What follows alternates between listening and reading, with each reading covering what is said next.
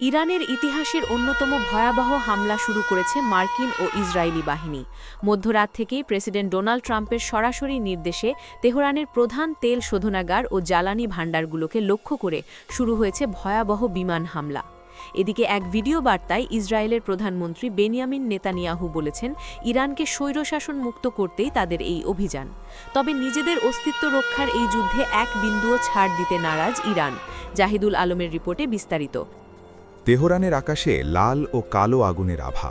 মাত্র এক সপ্তাহের ব্যবধানে ইরানকে কয়েক দশক পিছিয়ে দেওয়ার লক্ষ্য নিয়ে সর্বাত্মক যুদ্ধে নেমেছে ওয়াশিংটন ও তেল আবিব।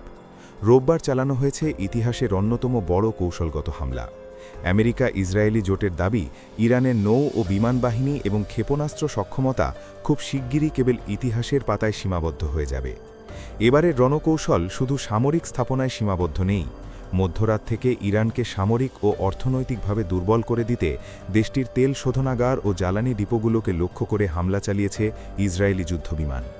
ইসরায়েলের দাবি, এই জ্বালানি ব্যবহার করেই হিজবুল্লাহ সহ বিভিন্ন গোষ্ঠীকে সহায়তা দিত ইরান। অন্যদিকে তেহরানের অভিযোগ, নতুন হামলায় পানির লবণমুক্ত করার স্থাপনাতেও আঘাত এনেছে যৌথ বাহিনী। এমনকি তেহরানের রাজপথে চলমান অ্যাম্বুলেন্সেও গোলা নিক্ষেপ করা হয়েছে বলে দাবি করেছে তারা। এদিকে লেবাননেও হামলা অব্যাহত রেখেছে দখলদার বাহিনী। মধ্যরাতে চালানো এক হামলায় একটি হোটেলে 4 জন সহ মোট 41 জন নিহত হওয়ার খবর পাওয়া গেছে। মার্কিন প্রেসিডেন্ট ডোনাল্ড ট্রাম্প দাবি করেছেন, ইরানের ক্ষেপণাস্ত্র উৎক্ষেপণ ও সংরক্ষণ কেন্দ্রগুলোর বেশিরভাগই প্রায় ধ্বংস হয়ে গেছে। তিনি বলেন, কোনো সমঝোতা নয়, বরং ইরানে শান্তিপ্রিয় একটি সরকার প্রতিষ্ঠা করাই ওয়াশিংটনের লক্ষ্য। হরমুজ প্রণালী এখন নিরাপদ বলেও দাবি করেন তিনি। ট্রাম্প আরও বলেন, কিছুদিনের মধ্যেই আত্মসমর্পণের মতো অবস্থায় পৌঁছবে ইরান, এমনকি নেতৃত্ব দেওয়ার মতো কেউ হয়তো অবশিষ্ট থাকবে না। একই সঙ্গে ইরানের স্কুলে হামলার ঘটনাতেও তেহরানকেই দায়ী করেছেন মার্কিন প্রেসিডেন্ট। এছাড়া আইআরজিসির হাতে মার্কিন সেনা আটকের দাবিও প্রত্যাখ্যান করেছেন তিনি। অন্যদিকে তেহরানের আকাশের পূর্ণ নিয়ন্ত্রণ নিজেদের হাতে আছে বলে দাবি করেছেন ইসরায়েলের প্রধানমন্ত্রী বেনিয়ামিন নেতানিয়াহু। তিনি বলেন, এই হামলার লক্ষ্য ইরানকে বিভক্ত করা নয়, বরং তাদের জনগণকে মুক্ত করা। এদিকে ইরানের হামলায় কুয়েতে নিহত 6 মার্কিন সেনার কফিন ইতোমধ্যেই যুক্তরাষ্ট্রে পৌঁছেছে। মার্কিন সংবাদ মাধ্যমগুলো জানিয়েছে, প্রায় 70% আমেরিকান এই যুদ্ধের বিরোধিতা করছেন। তবে পাল্টা জবাব দিতে পিছিয়ে নেই ইরানও।